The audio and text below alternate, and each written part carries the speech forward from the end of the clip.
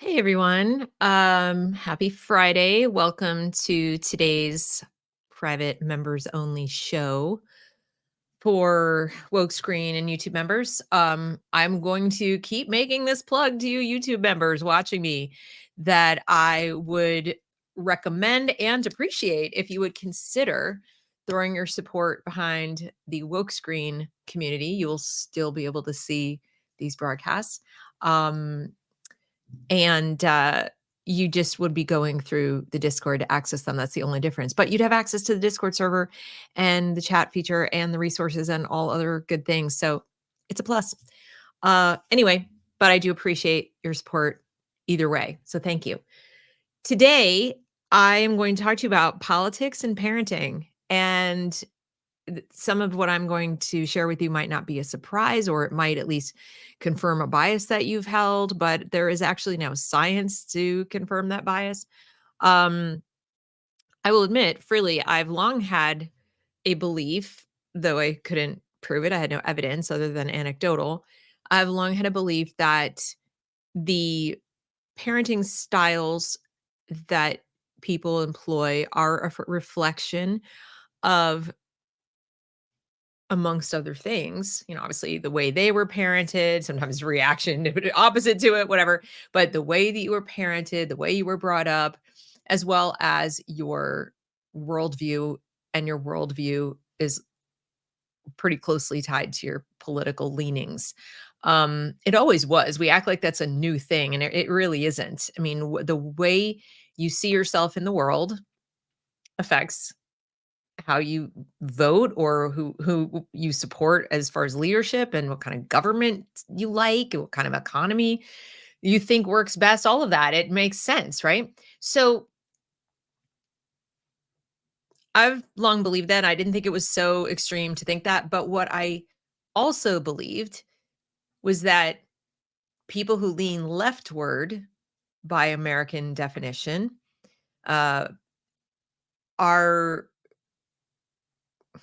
permissive parents, um, making a mistake, have more undisciplined children, have children with higher degrees of mental illness. And again, this is my own observation as both a teacher and a parent of children interacting with other children, and then having interacted with other parents. I would notice the following patterns. Left leaning parents were no less loving, definitely seem to love their children, but they seemed less likely to see their children as children, as opposed to miniature adults. So whenever I would encounter a parent who would try to lecture my child at the park about sharing, when my child didn't want to share, you could bet money and win 100% of the time that was somebody with like a Bernie sticker on the back of their car, or somebody who was, quite liberal. And it wasn't just assumption. I would, go to the park when I was homeschooling in the beginning, and I'd see the same people at park days and whatever, and I would have conversation with them. And you can fish it out of people. You can get it out of people, and you'd find out that the ones who are all about, being kind and sharing with everyone and all that, were, 9 times out of 10 Democrats or straight up socialists. Like, they would admit it. I knew one mom who admitted it freely, "I'm a socialist." Okay, that's great. Um, Now, that is not to say that all of their children were terribly behaved or depressed. I'm not saying that. I'm just saying that they treated their children much more like adults. They negotiated with their children. They were not super authoritative. The word "no" was sort of an invitation to a conversation, more so than, you know, the parent taking a hard line. So, for example, if a parent said, "It's time to leave the park now," and their child said, "No, I'm not ready to go," the parent would have a discussion about why it was time to go, and why it was important for the child to listen and, cooperate and all these things. And I would be the parent standing there, and I'm not a right winger by any chance, but I definitely am not a lefty. I'm not a collectivist. And so they would call me conservative, I'm sure. I said to my child, "It's time to go. You need to get off the swing. We have to leave." And I usually gave my child warnings, like in 5 minutes, we're leaving. So 5 minutes will come. The 5 minutes are up. We need to go. No, I'm not ready to go. I would walk over to my child if I'm still taking my kid to the park, and I would gently remove her from the swing. I'd say, "I said it's time to go, and it is time to go. So let's go." Now you might say, "Oh, that's so forceful." Well, I didn't grab her. I didn't hit her. I didn't yell at her. None of that. I just said, "It's time to go," right? But I wait a minute. It's time to go. So each time getting a little more firm, and maybe if I had to say it 3 times, now we had a problem. Now my hand will be on the back and I would be physically guiding her towards the car. And if I got more pushback, I'd pick her up. I mean, this is, until the kid is like 10 or so. I mean, I picked up my 8-year-old kicking and screaming. It's happened. It has happened. I've pulled the car over and stopped the car, taken my child who's misbehaving in the back seat physically out of the car, stood her there on the sidewalk and said, "We are not getting back in the car and going anywhere until you settle down. I am not driving and putting anybody at risk while you behave this way. This is not appropriate behavior for the car."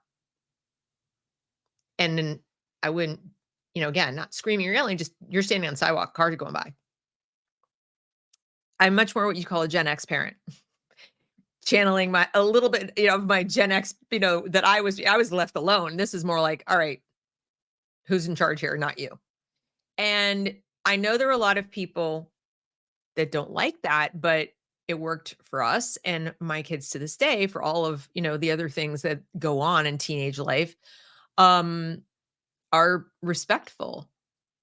They don't cuss me out, call me names. They don't arbitrarily ignore what I say.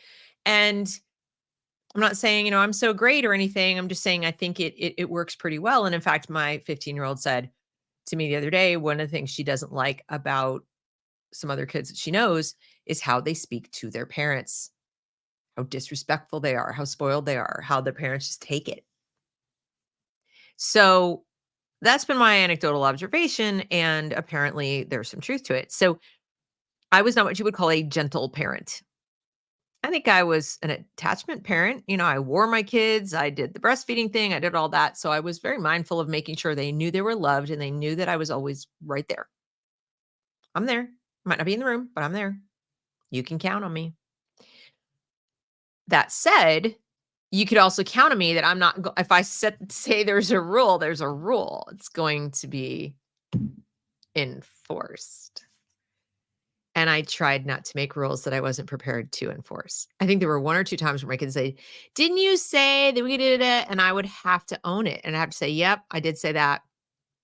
And I shouldn't have said that because I should have anticipated that I wouldn't be able to enforce that rule.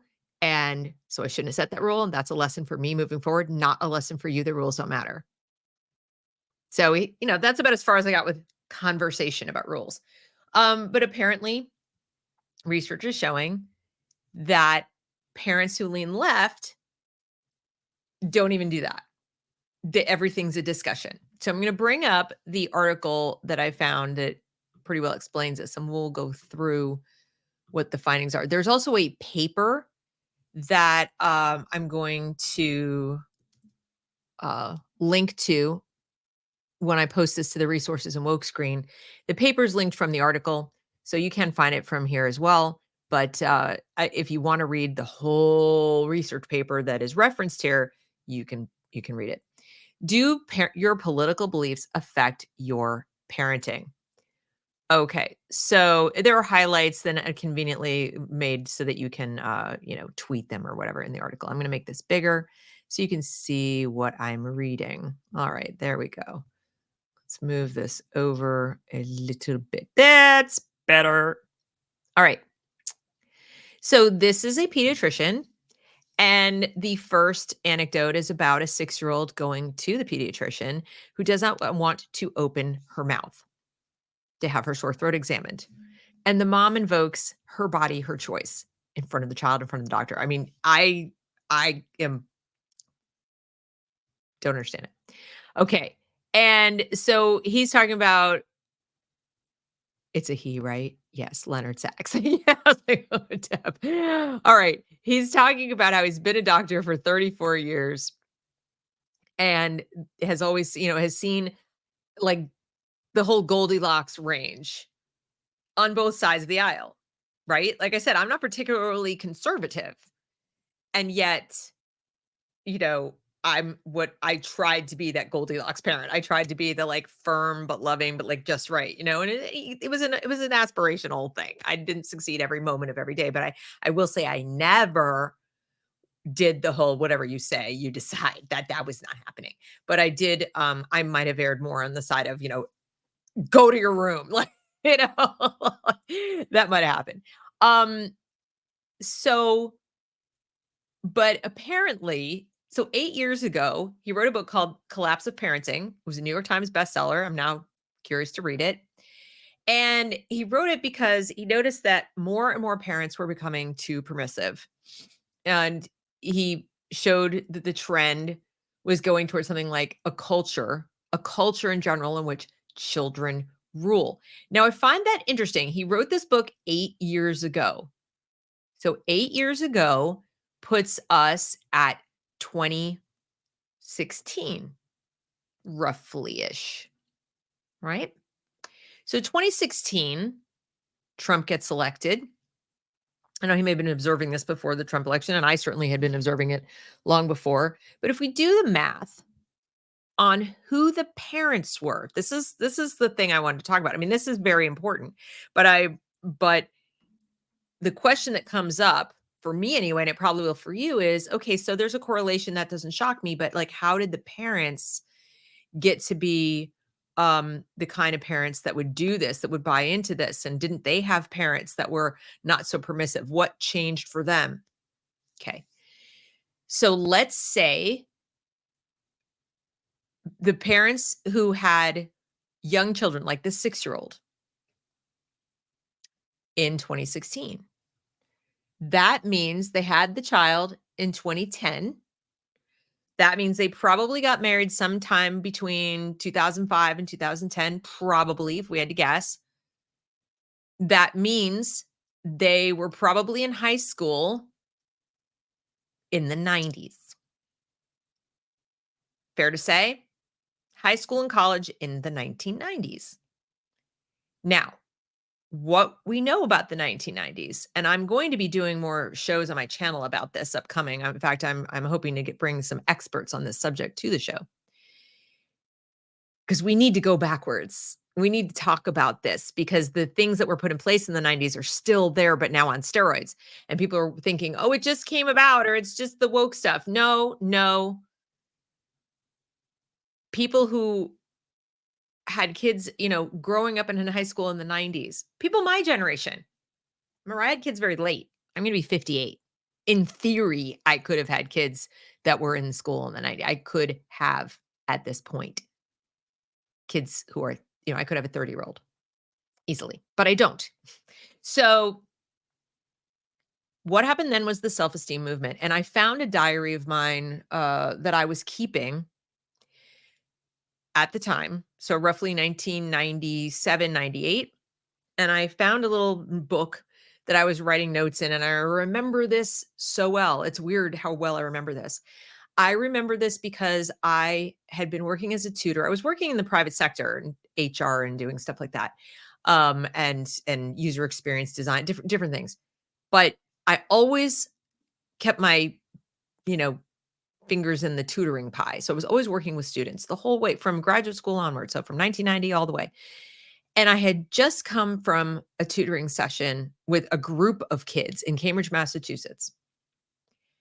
And I'd worked with what you might call at-risk kids before. I'd worked with all kinds of kids, individuals, groups, kids in impoverished neighborhoods, kids in rich neighborhoods, and everything in between. But of late, my tutoring sessions were taking on a very specific kind of tone, and that was disrespectful. Now, I grant you, when I was that age, so we're now talking, early to mid 30s, I looked younger than I was, so, you might say, "Well, you didn't look a whole lot older than they did, and maybe they disrespected you because" okay, I still was a volunteer, first of all, I wasn't getting paid, and they knew it. I was taking my private time to come and help them because they were struggling. They were struggling, like, they were failing, and in those days, that was bad. Today, not so much, but they were actually legitimately failing, and I was coming in to try to help them on my own personal time. They knew all of these things. And it wasn't like one kid was an entitled little ass. It was most of them, to the point where I would have to search for a kid to be remotely respectful. And not just to me, but to the other adults as well. So if there was a supervisor there who was just, assigning me the group and saying, this is your group tonight, da, da, da, da, they were out of control. Not to the level you see now in the videos of like throwing chairs and whatnot, but just, I'm not doing that. And mind you, this is before cell phones. Or before smartphones, certainly. They didn't have devices. They weren't sitting there on devices. It's not like I hear this all the time today. Well, it's those devices. They don't help. They don't help. They definitely make things a lot worse. They take what's already bad and make it worse. But in the hands of a kid who has proper values and stuff, they're no worse than in your hands or my hands. Okay? We still have agency. They didn't have devices and they were little monsters in terms of, and you might say, Deb, you're calling children monsters. Well, when they're cussing at you and they're telling you they don't have to listen to you and, who the heck are you anyway? And their teeth sucking like constantly. And you try to be nice and say, look, I'm here to help you. And I can answer any questions that you have. And let's look at your work together. And they treat you like you're the dirt on the bottom of their shoe. I don't feel like it. I don't want to. It makes me feel bad about myself. These kinds of things are coming out of their mouths. That's something else entirely. And that was in the midst of the self-esteem movement. So I went and wrote in my little diary as I'm sitting at a restaurant afterwards, trying to, calm down. I went and had a glass of wine, bought myself some food. And I'm writing this little book and I'm like, what is going on? And I wrote about it and I specifically identified this push for self-esteem. I then went, when I was pregnant with my first child at 36, 37 actually, I went and bought a book called, I think it's called The Price of Privilege. And it focused specifically on privileged kids and how, they don't hear no and they get what they want, whatever. But I remember thinking, even I was reading it, I've worked with kids who are not privileged, and you're missing the boat here, lady who wrote the book. Like, yes, you're right. These kids have a specific set of mental illnesses and they feel alienated from their parents. They feel left alone. They feel abandoned. And I can relate to that. I grew up with that kind of financial privilege and parents who were checked out, one who abandoned me outright and one who was just checked out emotionally and busy working. And here's a key. Okay, so I get that. And that's way before the 90s. I get what happens when you have emotionally absent parents who just give you the things you physically need and leave you on your own. Okay, it sucks. There is a price to be paid in terms of your mental health, no question about it. But it's not narcissism. Narcissism isn't what comes of that. What comes of that actually is a fair degree of insecurity, some post-traumatic stress disorder, some trust issues because you've never been able to count on anybody. But what I saw coming from the kids that I was working with from all walks of life was narcissism. Was a kind of like, I'm in charge of me and you're not, and go away and shut up and I get to do what I want. And any suggestion that I don't is an assault on my very being. And this is way before woke, way before they had political views to attach to this budding narcissism. And I remember just thinking, like, this is not going to age well. And when these kids grow up, and have kids, it's going to be bad. It's not going to be good. And remember, they're in high school. In 1993, 4, 5, 6, etc. So then they had kids, and their kids are the kids he's talking about. Now, if their parents parented them in this permissive manner and just had no boundaries, never set boundaries for them, or just, whatever, too soft. I love you. You're special. You're so special. You're so special. You can have whatever you want for dinner. You decide.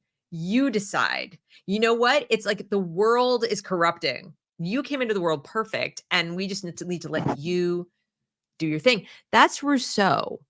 Philosophically, that's Rousseau. Return of the Primitive. That human beings, children in particular, are not just innocent, they're perfect. They're uncorrupted. Isn't it weird that the same people who now tell us that childhood innocence doesn't exist and it's overrated and they are little sexual beings and they should discuss with them all kinds of topics that most normal, sane people understand are way over their heads and inappropriate for their level of development, the same people who treat them like little adults will treat them perpetually like little infants who just need to be cared for and loved, no boundaries whatsoever. Whatever you want, you decide. It's kind of contradictory, isn't it? Anyway, so I observed this then, and I really wanted to go back to that because I want you to understand this didn't just pop up because Trump was elected and it's a reaction to Trump. This didn't just pop up because suddenly woke teachers are in the classroom. Woke is a product of this.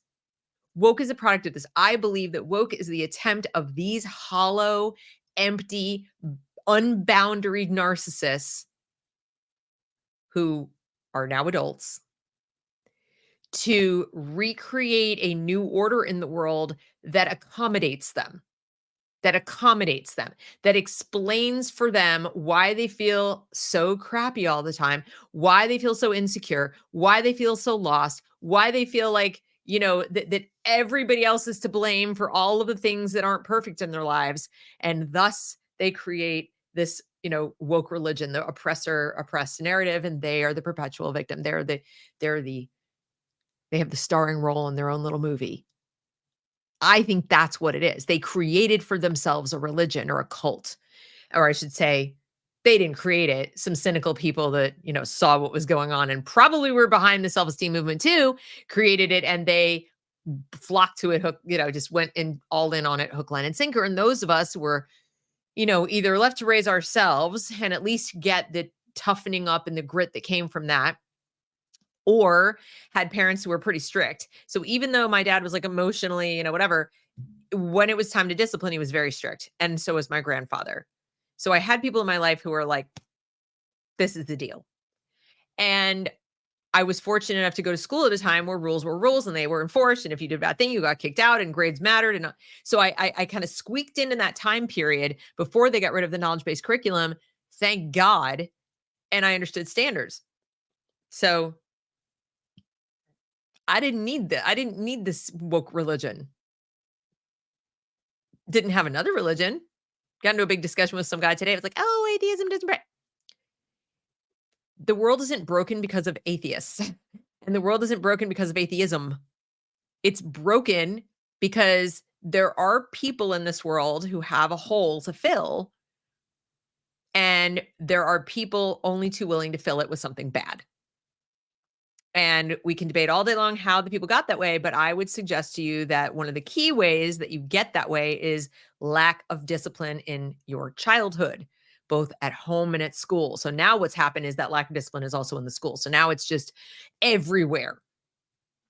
And so he's observing the gentle people who believe in gentle parenting or its close relatives, mindful parenting or intentional parenting, the ones that let the child decide.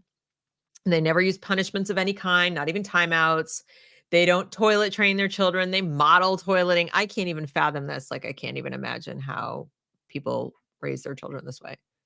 How flipping chaotic to not give your child any sense of leadership. They hope to inspire the kids and not want to wear a diaper. And, one mother was playing with her son, then gently let him know that she needed to take a break from playing with him in order to do some housework.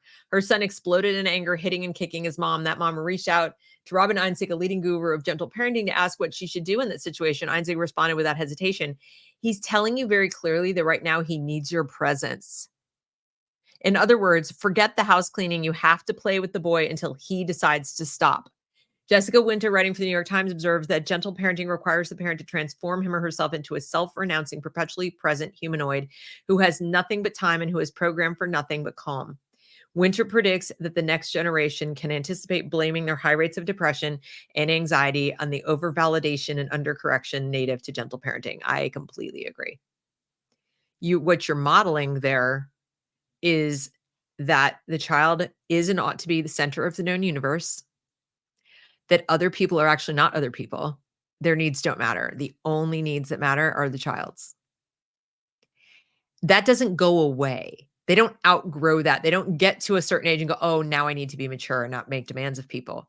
We teach people how to treat us and everyone else. So if you don't set limits that are appropriate, and yes, cleaning the house is an appropriate thing to take time away from playing to do, needs to be done, then you get adults screaming and yelling on the street corner until they're hoarse, calling people Nazis and all kinds of things because you won't use their pronouns, or you won't let them do whatever. Yeah, why do I have to work? Why won't people just give me money? Okay, so he's seeing this from, let's say, 2000, 2016, and writes a book about it. As I said, the parents who took to the gentle parenting were raised in this sort of self-esteem movement kind of thing. Or a lot of people have made noise about their parents were too strict, so they gravitated towards the gentle parenting. That's not true. That's just not true. I know a few people who had like abusively strict parents who decided I'm not going to be that strict. Gotcha.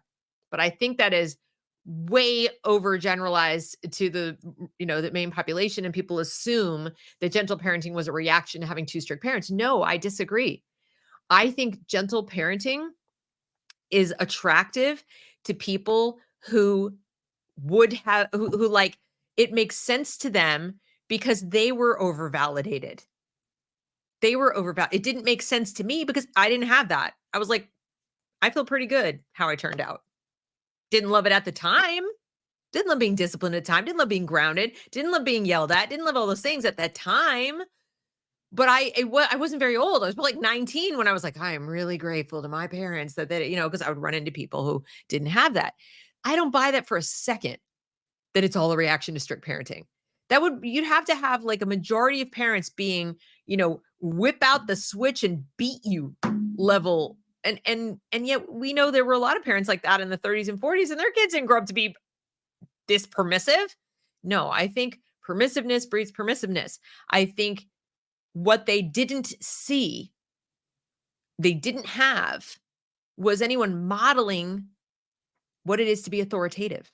They don't know what it looks like. And they don't connect the dots that their own feelings of like whatever insecurities and stuff they have is a direct result of not getting that. So they're probably quick to blame other things, politics, etc. But they're not blaming their school for being too permissive. They're not blaming the trophies for everybody. Some people do, but the vast majority don't. They're like, that's what it should be, isn't it? Everyone should get a trophy. Competition's bad. That's what I was taught when I was little. Competition's bad. In fact, so bad that we should eliminate all of it. And, let's take it a step farther and let the kid decide, what the competition shouldn't even be with me for my needs. What if they'd gone even farther? Then I would have felt better. These are the same people who say communism's never been tried, or we need to lower the standards a little bit more because they're still too hard and they feel bad about themselves. That mentality, you get more of what you reinforce, and it goes deeper if you reinforce that the problem is boundaries and rules. Then your logical conclusion is going to be, we need fewer of them. I don't feel good yet. We need fewer of them. So I don't buy that. These people had permissive parents or absent parents that were like also not in school that wasn't disciplining, and they became more permissive parents. As a family doctor, I simply did not encounter this kind of parenting 10 years ago. Now I see it every day. Like I said, I wonder why. The self-esteem movement. You saw parents that were raised by boomers. They were maybe Gen X kids, whatever, but they were raised with some kind of boundaries and limits, at least the limit of reality. People joke about Stranger Things. The parents have no idea where their kids are. I don't know, they're out. Okay. But reality was the boundary. Dinner's at such and such a time, you come home too late, there's no dinner, right? You don't get your homework done, that's on you, and you're going to be grounded. I'm not going to hover over you, make sure you get it done. You go out on your bike and it's dark and you get hit by a car, I'm gonna be upset. I'm gonna take you to the hospital, but I, that's gonna be on you because you were out riding your bike. Like they weren't planning their play dates. Nobody planned my play dates. Nobody told me when to be where to blah blah blah. Once I was like 8 or 9 years old, I went out and played with my friends. If I didn't get back in time where the food was on the table, I didn't eat, or I cooked for myself. So I learned to cook. Those kinds of reality was my boundary. These kids didn't even have that. Oh, you took a nap and you slept through dinner. Let's go get you McDonald's. Or let's get what you like me to whip you something up. I missed dinner. There were a couple of times I was misbehaving at the table, being sassy, and complaining about the food. This was my usual thing. I don't like this food. It has fat on it or whatever. I'd say something about the steak or whatever. Okay, go to bed without dinner. And I'd be like, "What? Yeah, you don't like the food? You're rude enough to complain about it after it's just been prepared for you and put on the table, then go to bed without dinner." And I'd be sent to my room. And I remember so vividly, I still remember it, the feeling in my stomach of hunger and the kicking my own ass in my head. Never do that again. This feels terrible. I never want to do this again. I'm going to eat whatever it is. I'll eat the vegetables, eat whatever. I don't like feeling this hungry. It stinks. I should have eaten the food. I wish I could go back and eat the food. Yeah, it works. Okay. So, yes, consequences for your behavior and reality was my boundary. And for a lot of kids. So he says, now I see it every day, and the parents who are practicing gentle parenting, in my experience, are almost always politically left to center. Now, you might wonder, after I've just gotten done saying the self-esteem movement, et cetera, then why is it, Deb, that all parents aren't like this? How are the people who are more conservative not having kids like this? Well, believe it or not, more conservative parents who commit themselves to these kinds of standards inoculate their children against the lies told to them at school better in the first place. So they weren't believing the nonsense, or they had it made up or contrasted with being enrolled in competitive sports outside of school. So, for example, conservative parents were not likely to sign their kids up for the town league where they give a trophy to everybody. Conservative parents were like, yeah, that's not going to work for us. Where's the one where they actually they go to tournaments and they, have to kick butt or they don't succeed? Because it kind of goes with the territory.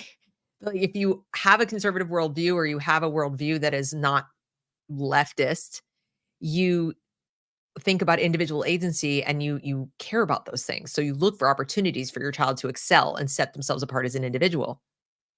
You may not be super philosophically sound in terms of individualism, but you kind of gut instinct know that trophies for everybody is a bad idea for your kid. It doesn't go with your discipline model. You actively dislike it. So you're going to go seek out things to get around it, and your child will become your child, whatever they're going to be in spite of. They also tend to go to church where they hear about rules, or synagogue, or, have grandparents that also help discipline. So in the hours when they're not in school, in the summer, et cetera, and so forth, they're getting an experience that contrasts so strongly with what was going on in the school that they grow up and they decide to raise their children the same way. Maybe they had their kids in parochial school, who knows? But the kids who didn't, who have the parents who are like, this is so loving and wonderful and kumbaya and flower childy and great and fits with my Bill Clinton whole like my body, my choice stuff, that they have kids who grow up to be the same, who are only too willing to believe that anything that, doesn't require them, because remember, they're overgrown children.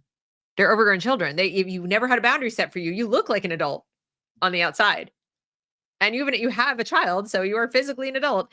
But emotionally, the thought of saying no to your child and dealing with the repercussions of that, like what I had to do with my kid in the park, is like, oh, I don't want to do that. That makes me feel bad. I don't want to feel bad. I want to feel nice and kind. It's really important. Yes, they're basically virtue signaling to their children, not just to the outside world. And they don't want to do the emotional work of being tough, being adult, and not being liked by their kids. Being liked is important because self-esteem, right? So it works at home too. I'm the cool mom. I'm the cool mom from Mean Girls. Yeah, Tina Fey nailed that one. The cool mom had the kids that are doing this stuff. Okay. And he says now that researchers have known for decades that teenage girls are more likely than teenage boys to be depressed. But some recent studies have called attention to the intersection of politics and depression amongst adolescents, namely the finding that left of center adolescents are increasingly more likely to be depressed than right of center adolescents. This finding is so pronounced that left of center boys are now more likely to be depressed than right of center girls. See, for example, this graph by Catherine Gimbrone and colleagues at Columbia University from their study published last year. And that's the study I'm going to link to. So you can see from the graph, you have the blue is Democratic president midterm election year, Republican president, et cetera. So this is what's happening politically in the big bars and then the lines. Female conservative is red, male conservative is brown, female liberal, male liberal. And this is the depressive affect score. Look at this, the female liberal. And we already know that there's a high correlation between being leftist and female and mental illness. I think it's like, I can't remember the percentage. I want to say it's like more than 50% are on some form of antidepressant. Gimbrone and colleagues try to explain this finding in political terms, arguing that the country veered steadily and increasingly rightward beginning in 2012. What?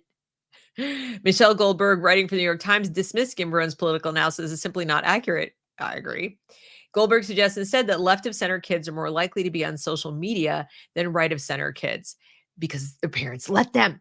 She draws on growing body of research showing that teens who spend more time on social media are more likely to be depressed compared with teens who spend less time on social media. According to Goldberg, left of center teens are now more likely to be depressed than conservative teens because left of center teens spend more time on social media. And why would they do that? Because their parents don't want to say no. Here's your phone. You're 3, but here's a phone and you can do whatever you want. You want TikTok, you can have TikTok. They don't set limits. They don't even watch to see what's going on, and they think they're being, very holistic and all this.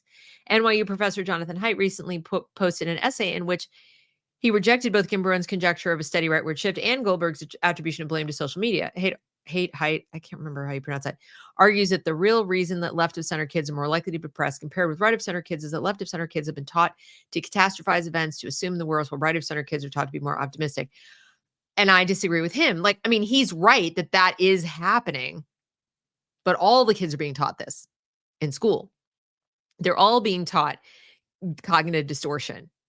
What the difference is, the right of center kids have more wherewithal to not fall for it because they've had limits set for them.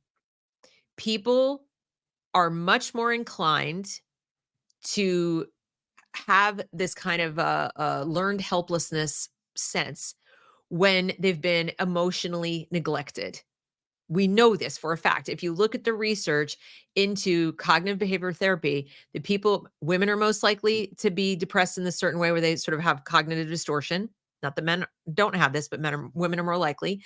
And one thing that connects them that isn't political is having been just sort of emotionally abandoned in terms of not knowing that you can count on other people, feeling like you're all alone and having to make all your own decisions. And that is what permissive parenting does. It's what liberal parenting does. I had that too with the Gen X, leaving me alone thing, not because they were permissive, but because they just left me alone. And so while I was raised more conservative and raised with more, rules, and I grew up to be more of a rule-based person and, more solid in my boundaries than other people, I still was vulnerable to some of these behaviors, just not around politics. So, for example, if I had a bad breakup, this always happens to me. Nobody's gonna ever want me. That kind of catastrophizing. And that comes from not being able to count on people and not knowing that there's, somebody emotionally there. So I disagree with him. There are lots of things that cause that cognitive distortion that he's talking about. What's happening now is it's being explicitly taught to all children in schools. So you're going to have a higher incident rate of it happening. And people who already have permissive parents who aren't providing boundaries are going to be that much more vulnerable to it because they don't have any frame of reference and they have no role models. They have nothing. They have nothing. They're just absolutely hollow. I at least had my grandfather and my dad, so it never really got that bad, but it only seemed to circulate around like romance and stuff and friends. It wasn't like my whole life. These kids today, it's everything. And I think it's just layered. So I think Gimbrone is completely wrong, like completely wrong.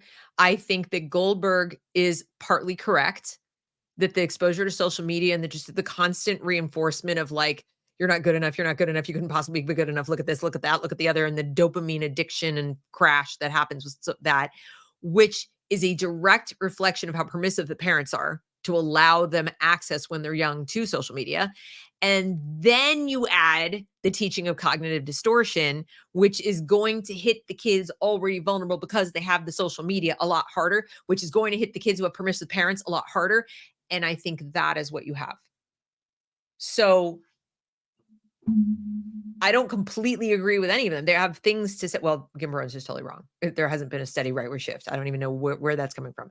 There's been a steady leftward shift.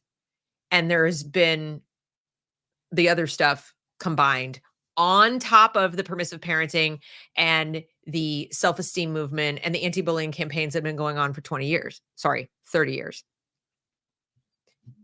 Now he says, I think both Goldberg and Haidt make good points and their arguments are not mutually exclusive. Agreed. But they are both missing an explanation, which from my perspective as a family doctor is more obvious. As I mentioned, I'm now encountering more and more parents like the mom I described in the opening paragraph, parents who might be best described as aggressively permissive. That is the new one. And that's the political one. It's the aggressively part. They believe it's actually virtuous to let kids decide everything.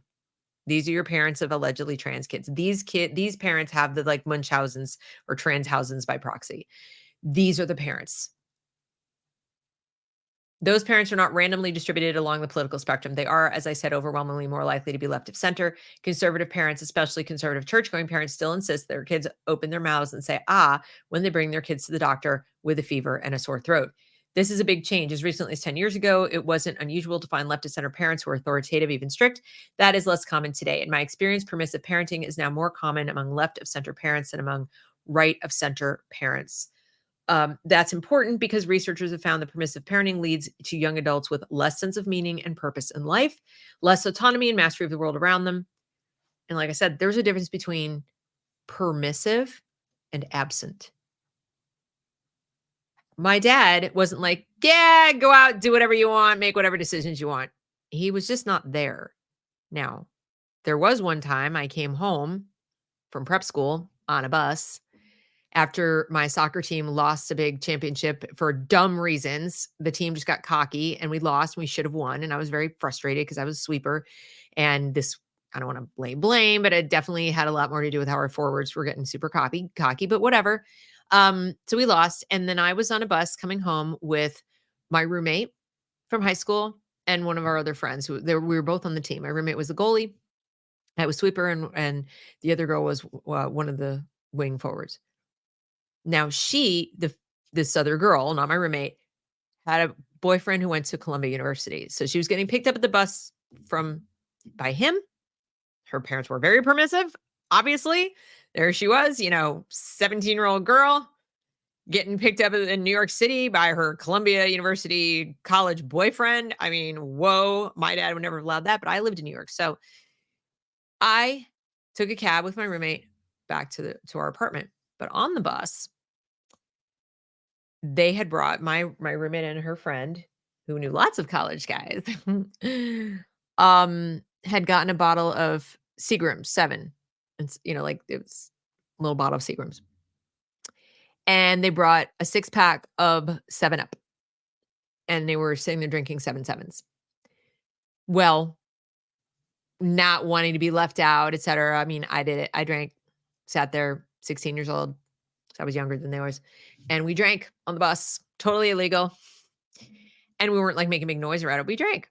Now, Margaret, the one girl who was seeing the college boyfriend, she got sick in the bathroom, whatever, because she drank way more than the rest of us. Her boyfriend picked her up, took her. My roommate got pretty wasted. I was like tipsy. We get home.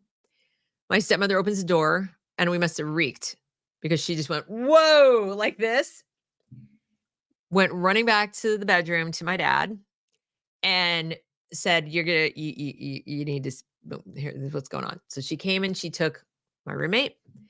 She said, "I'll take care of her. Your father would like to speak with you." And I went back to the bedroom where my dad was, and he was sitting up in bed because it was already like nighttime. And he was reading the paper and he had his glasses down like this.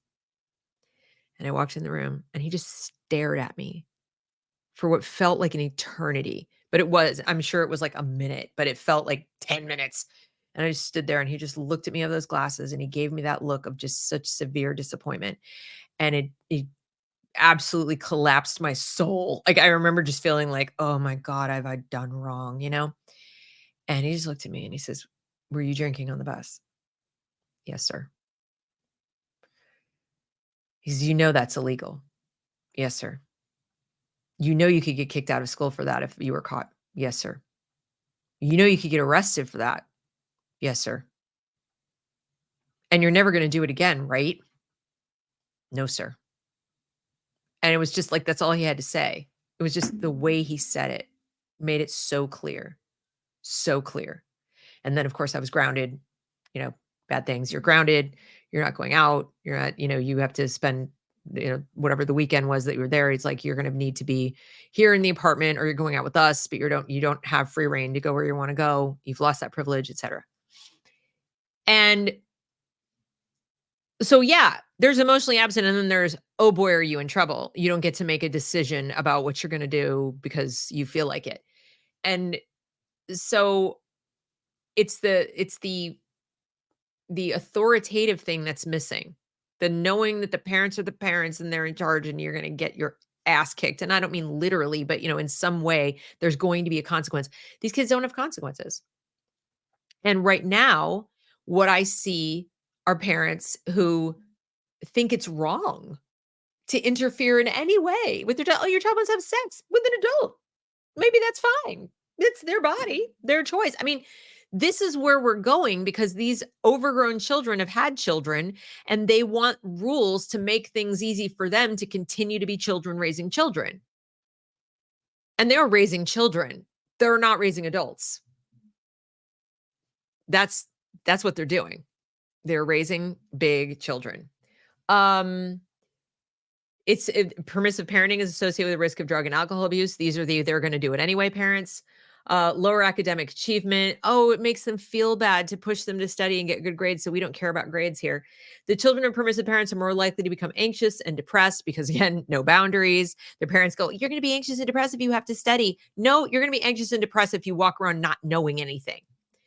Um, and 2 decades ago, Brad Wilcox showed that conservative religious parents were more likely to be authoritative, both strict and loving. From my perspective, that's even more true today. And he says, today, when I counsel permissive parents and the importance of being more authoritative, setting rules and enforcing those rules while communicating love for the child, left of center parents are more likely to push back. They tell me they don't want to be controlling or coercive, which is hilarious because these are the same people who wanted us all forced to get a vaccine and wear masks, but they don't want to be coercive. They'll put a mask on a kid's face. They'll put a double mask on a kid face, but they don't wanna be coercive. Mhm. A decade ago, I could have persuaded church parents that kids need structure, rules, and consistency. Today, I don't have much luck with permissive left of center parents. Her body, her choice. I'm a family doctor, not a politician. I'm not suggesting left of center parents should adopt right of center politics. I just ask that parents keep politics out of their parenting. Your child or teenager needs you as the parent to provide structure, to set boundaries, and to lay down guardrails that are enforced. This has nothing to do with blue states, red states, blah, blah, blah. It's about every kid needs to thrive. And yes, that is true. But unfortunately, if your worldview is that the most important thing is to be, approved of and liked and fit in with the group and be kind and be gentle and, affirm whatever your child says and your child knows best and let's listen to the children. And if you're already bought into things like student led learning and project based learning and, wow, I would say it's the other way around. It's not that their politics are informing their parenting.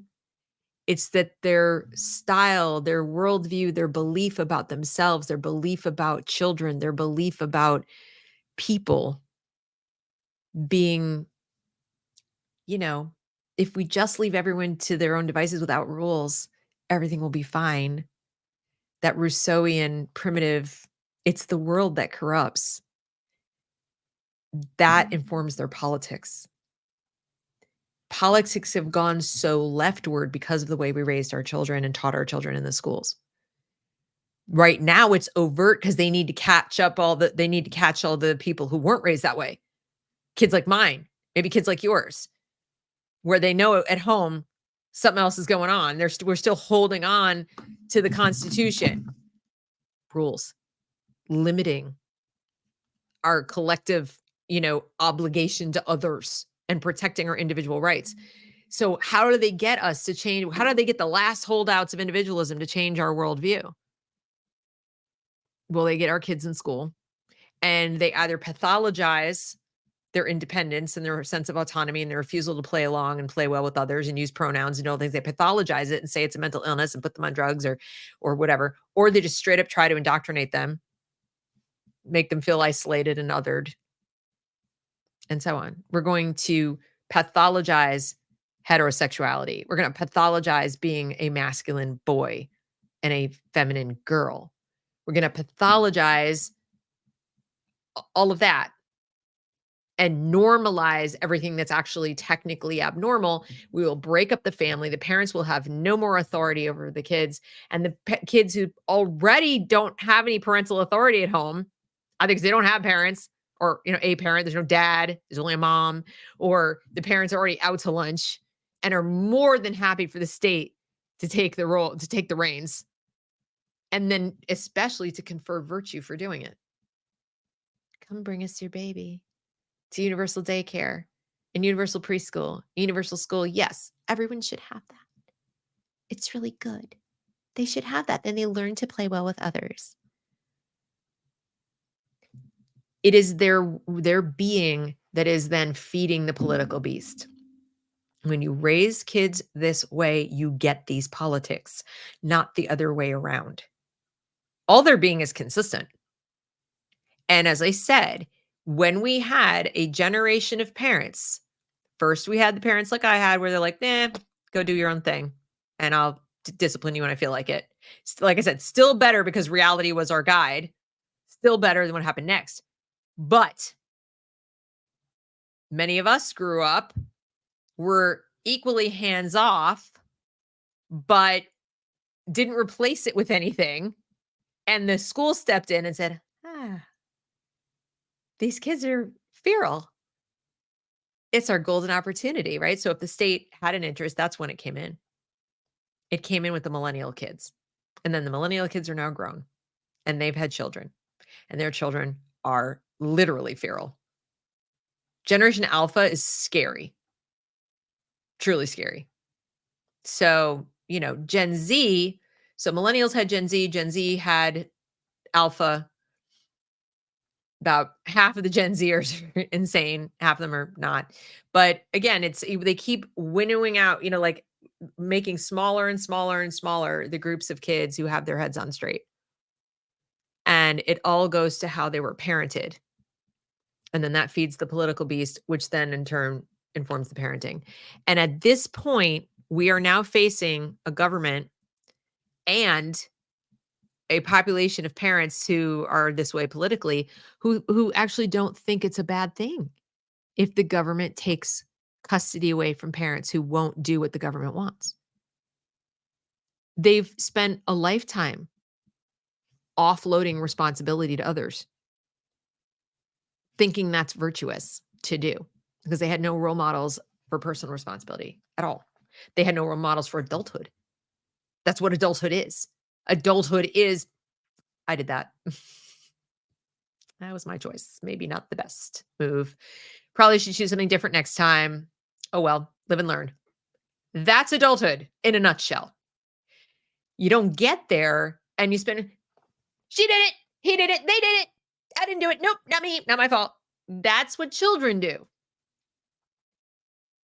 What politics do you think you're going to get from people who are allowed to continue to do that throughout their entire childhood, all the way through college and grad school and into their first jobs, whatever, because to say otherwise would hurt their little self-esteem.